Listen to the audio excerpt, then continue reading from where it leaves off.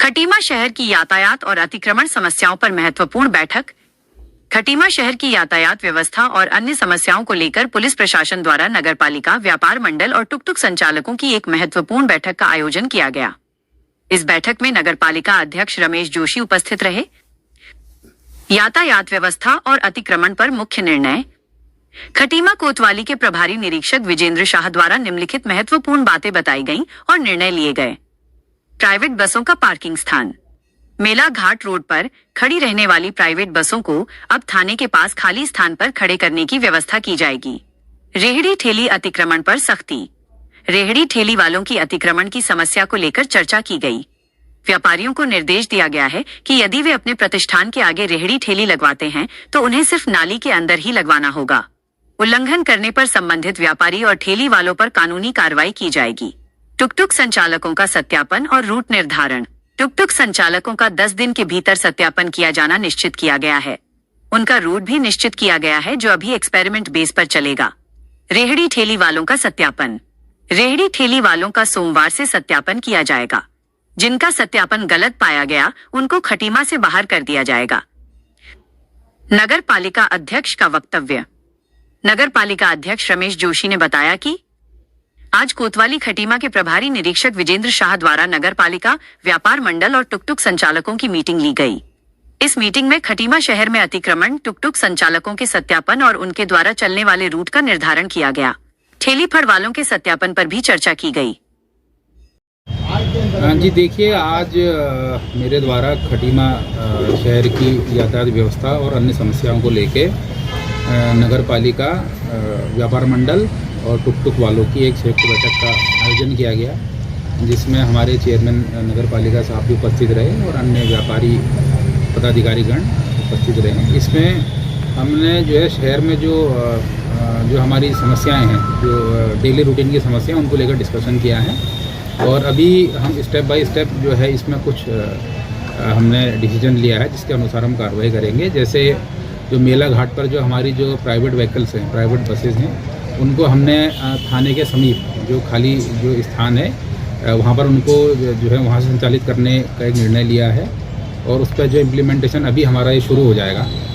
इसके अतिरिक्त जो हमारे जो रेहड़ी ठेली वाले हैं जिन्होंने अतिक्रमण कर रखा है, उस पर हमारा अतिक्रमण का अभियान तो चल ही रहा है। उसके अतिरिक्त जो है व्यापारियों से भी हमारी चर्चा हुई है, जिसमें उनके द्वारा बताया गया कि वो जो है अपने समक्ष जो है सामने अपनी दुकानों के सामने रेहड़ी ठेली वालों को नहीं लगने देंगे।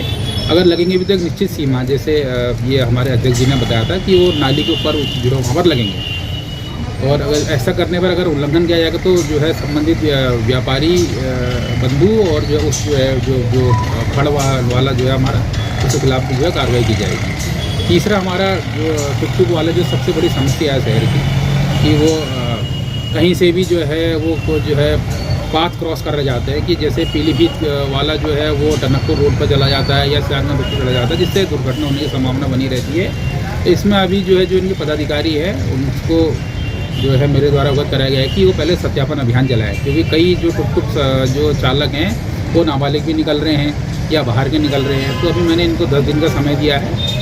10 दिन के बाद जो है ये पूरा सत्यापन करके मुझे ला के देंगे और जिसका सत्यापन नहीं होगा तो वो टुक टुक हमारे खटीमा शहर में नहीं चलेगा। इसके अलावा हम लोग जो इनका जो एक निर्धारित रूट भी जो है हम बनाएंगे, कि जो हमारे कंजाबाग से जो हमारे टुक टुक रेगुलेट होते हैं तो उनको निश्चित स्थान दिया जाएगा कि वो जो है अनावश्यक रूप से पीलीभीत को, मेला घाट को या टनकपुर रोड को ना जाएं। इसी प्रकार पीलीभीत से जो टुक टुक संचालित होते हैं तो पीलीभीत तक जो मतलब कहने का मतलब ये कि जो क्रॉस पाथ ना करेंगे वो लोग और जो है अपने अपने निर्धारित रूट पर चलेंगे। तो अभी हमारे एक्सपेरिमेंटल बेसिस पर चलेगा। उसके बाद देखते अगर उसमें कोई कमियां पाई जाएंगी तो फिर उस हिसाब से हम लोग आगे कार्रवाई करेंगे। सर बात की जाए, बिल्कुल ये सही बात है। बिल्कुल हमने जो है चौकी प्रभारी से हमारी बाजार से बात हुई है और ये जो है सत्यापन अभियान इसमें हमारा सोमवार से शुरू हो जाएगा। जो ठेली वाले हैं जो है अगर उनका सत्यापन नहीं पाया गया तो वो भी फिर जो है यहाँ से हमारे शहर से बाहर जाएंगे। Okay, thank you sir. तो क्या उसमें सलाह मसला हुआ है?